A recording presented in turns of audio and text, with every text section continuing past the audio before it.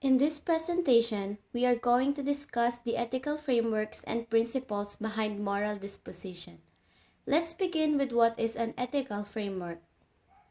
It refers to a set of principles, values, or guidelines that individuals or organizations use to guide their decision-making processes.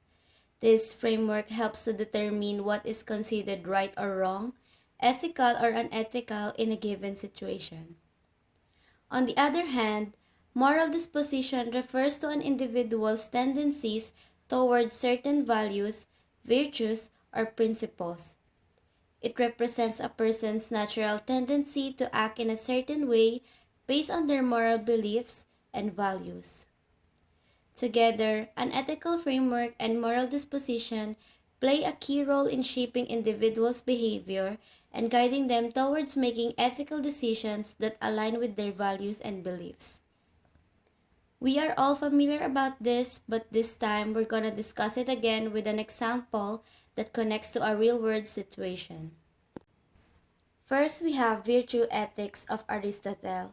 This ethical framework emphasizes the development of virtuous character traits. It suggests that individuals should have virtues such as honesty, fairness, and integrity. Second is the Ontology of Immanuel Kant. This ethical framework focuses on the adherence to moral duties and principles. This suggests that individuals have a moral obligation to act in accordance with certain rules or principles, regardless of the consequences. Third, we have Utilitarianism of Jeremy Bentham and John Stuart Mill. This ethical framework emphasizes the maximization of overall happiness and pleasure. It suggests that actions should be evaluated based on their consequences and greatest benefit for the greatest number of people. Fourth, we have Justice and Fairness of John Rawls. This ethical framework highlights that everyone should act based on the principles of justice and fairness, ensuring that basic rights and liberties are protected and that society's resources and opportunities are distributed equally. Lastly, we have the natural law of Thomas Aquinas. This ethical framework argued that based on principles derived from moral natural law, which can be understood through reason and the natural order of the world. It often aligned with religious teachings. To make these ethical frameworks relatable to the real world, our example will be Philippine public official. Corruption has long been a serious issue here in Philippines, with public officials often accused of abusing their power for personal gain. The dilemma highlights the clash between the moral dispositions expected of civil servants and the realities of human nature. Of course, the role of a public official carries a moral obligation to serve the greater good of society. This aligns with ethical frameworks like integrity, accountability, and dedication to the public trust. We Filipinos generally expect our leaders to exhibit these moral dispositions. However, the temptation of self-interest can sometimes override an official's moral compass. The opportunity to accumulate wealth and influence through bribery, nepotism, and embezzlement can be strong, especially in an environment where such practices have become normalized. This ethical dilemma was exemplified in the case of former President Joseph Erap Estrada. Estrada was accused of amassing a personal fortune through kickbacks, cronyism, and other corrupt practices. During his term, his impeachment and eventual conviction for plunder highlighted the public's outrage over the violation of the moral duties expected of a head of state.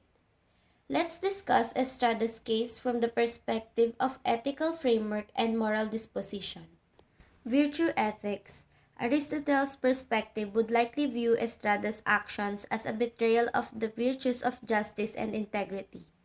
Aristotle's ethical framework emphasizes the cultivation of moral virtues through habit and practice.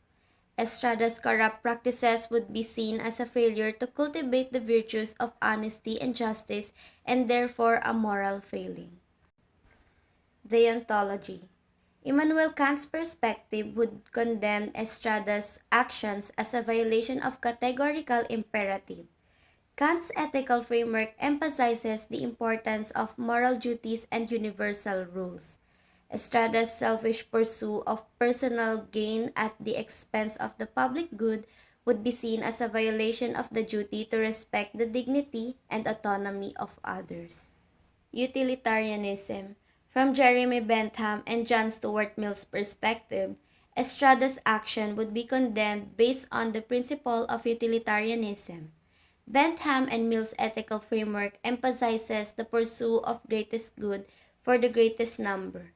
Estrada's corrupt practices would be seen as detrimental to the overall well-being of society and therefore morally wrong. Justice and fairness. From the perspective of John Rawls, the actions of Joseph Estrada would be seen as a violation of the principles of justice and fairness. Rawls' theory of justice emphasizes the importance of a just distribution of resources and opportunities within society. Estrada's corrupt practices would be seen as a violation of these principles, as he unfairly used his position of power to amass personal wealth at the expense of the public good. Natural law. In Thomas Aquinas' perspective, the actions of Joseph Estrada would be viewed as immoral and sinful. Aquinas' ethical framework is based on natural law and the pursuit of the common good. Estrada's corrupt practices would be seen as contrary to the common good and therefore morally wrong. Corruption in the Philippines hits close to home for me. As a citizen, I've seen how public officials are supposed to serve us, pero nakikita naman natin na mas nakikinabang sila kaysa sa atin. Like what I said on this presentation. Nakakainis because we expect them to do what's right, yet corruption has become a normal part of our society, making it hard for us na magtiwala sa mga nagbabalak na umupo sa gobyerno o maging leader. The case of former President Joseph Erap Estrada is an example of how corruption is deeply rooted in our government, showing how power can be misused. Kagaya ng mga examples na nabanggit ko kanina connected to the ethical frameworks and moral dispositions. As a Filipino, syempre, I believe na it's our responsibility to demand better from our leaders. We need to hold them accountable and work together to fight corruption. Only then, we can create a more honest and trustworthy government that truly serves the people and obviously may pakialam sa atin. So all I can say aside from my reflection is to vote wisely and with integrity.